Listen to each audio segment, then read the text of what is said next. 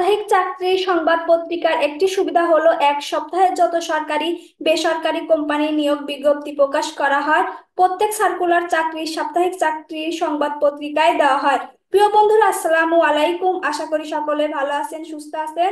তো বন্ধুরা, বরাবরের মতো প্রতি শুক্রবারের ন্যায় এইবারও শুক্রবারের সাপ্তাহিক চাকরি সংবাদ পত্রিকা নিয়ে আপনাদের সাথে বিস্তারিত আলোচনা করার জন্য হাজির হয়েছি।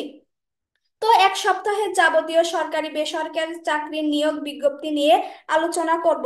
তো বন্ধুরা, এখানে বাংলাদেশ বনশিল্প উন্নয়ন কর্পোরেশন এনে চাকরির সার্কুলার দিয়েছে এবং পরবর্তী যে সার্কুলারটি দিয়েছে খুলনা কৃষি বিশ্ববিদ্যালয় সার্কুলার দিয়েছে এবং বেগম রোকেয়া বিশ্ববিদ্যালয় চাকরির সার্কুলার দিয়েছে ও যমুনা গ্রুপে চাকরির সার্কুলার দিয়েছে।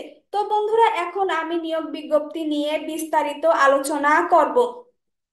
আপনারা সকলে শেষ পর্যন্ত ভিডিওটি দেখার জন্য চেষ্টা করবেন। তো বন্ধুরা, বিস্তারিত বলার আগে আপনাদের কাছে একটাই রিকোয়েস্ট থাকবে।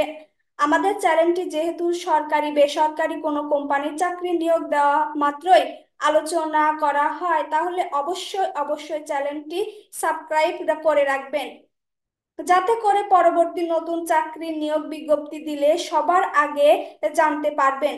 তো চলুন বন্ধুরা, এখন সাপ্তাহিক পত্রিকা নিয়ে আলোচনা করা যাক। তো এখানে 31শে মে 2024 তারিখে এটি প্রকাশিত পেয়েছে। যে প্রথমেই যে আমরা চাকরির সার্কুলারটি দেখতে পাচ্ছি সেটি হচ্ছে বাংলাদেশ বনশিল্প উন্নয়ন কর্পোরেশন।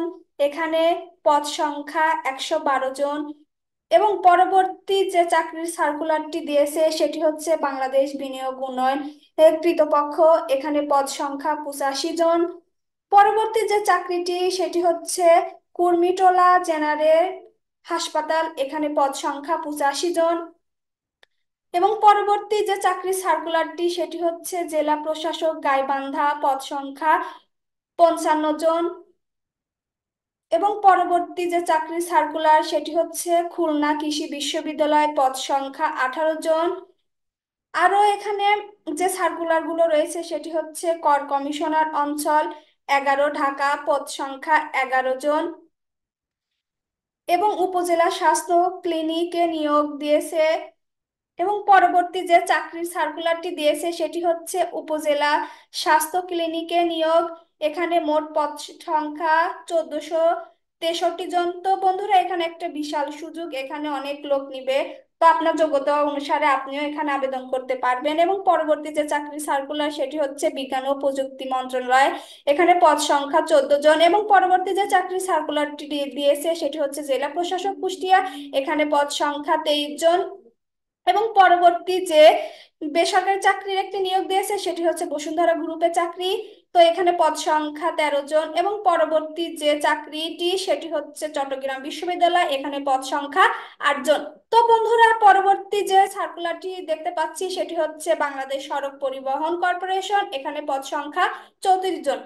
তো এবং তো বন্ধুরা, পরবর্তী যে সার্কুলারটি সেটি হচ্ছে বাংলাদেশ ফিল্ম বোর্ডে চাকরি নিয়োগ। এখানে পদ সংখ্যা 3 জন এবং পরবর্তী যে আরেকটি বেসরকারি চাকরি নিয়োগ দেখতে পাচ্ছি সেটি হচ্ছে যমুনা গ্রুপের চাকরি। এখানে পদ সংখ্যা 100 জন এবং আরেকটি যে বেসরকারি চাকরি গ্রুপের নিয়োগ দিয়েছে সেটি হচ্ছে গাজী গ্রুপের চাকরি। এখানে পদ সংখ্যা 20 জন এবং আরো চাকরি সার্কুলার রয়েছে, সেগুলো হচ্ছে পান গ্রুপের চাকরি ও মুক্তগাছা পৌরসভায়, পদ সংখ্যা 3 জন এবং পরবর্তী যে সার্কুলারটি রয়েছে সেটি হচ্ছে বাংলাদেশ ব্যাংকের চাকরি। তো বন্ধুরা, যে সকল প্রার্থীরা ব্যাংকে চাকরি করতে চান তারা অবশ্যই এখানে আবেদন করতে পারবেন।